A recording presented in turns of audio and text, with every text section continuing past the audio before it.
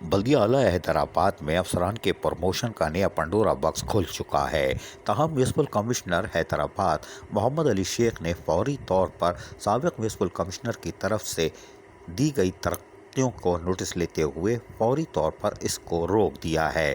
عملاً کام رک گیا ہے۔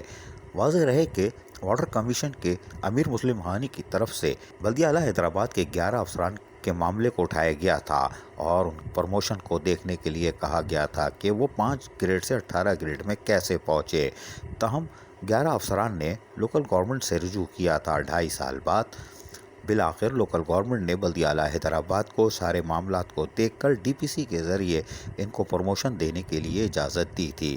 تاہم سرائے کے مطابق 11 افسران کے لیے اجازت دی گئی تھی۔ تاہم سابق میونسپل کمشنر شفیق شاہ نے اس لیٹر کی بنیاد پر 92 ترقیاں عطا فرما دی تھیں۔ تاہم میونسپل کمشنر محمد علی شیخ کو ریجنل ڈائریکٹر حیدرآباد کی طرف سے ملنے والے خط کے بعد فوری طور پر میونسپل کمشنر حیدرآباد محمد علی شیخ نے ان تمام ترقیوں کے عمل کو روک دیا ہے اور باقاعدہ اس کے لیے ریجنل ڈائریکٹر کی طرف سے تمام تقاضے پورے کرنے کے لیے اقدامات کا آغاز کر دیا ہے۔ تاہم تمام کارروائیوں کے بعد تمام اعتراضات سننے کے بعد میونسپل کمشنر بلدیہ اعلیٰ حیدرآباد ریجنل ڈائریکٹر حیدرآباد کو رپورٹ کرنے کے ساتھ ساتھ لوکل گورنمنٹ کو رجوع کریں گے تاکہ بعد ازاں ان کے حتمی فیصلے کے بعد باقاعدہ ان 11 افسران کے پروموشن کو دیکھا جائے گا کہ وہ 5 سے 18 میں جا سکتے ہیں یا 7 میں یا 11 میں۔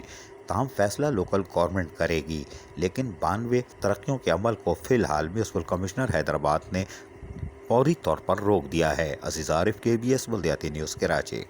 ایسی ہی خوبصورت ویڈیوز فیوچر میں حاصل کرنے کے لیے ریڈ بٹن پر کلک کر کے اور بیل آئیکن کو پریس کر کے ہم سب کے سبسکرائبر بننا مت بھولیے۔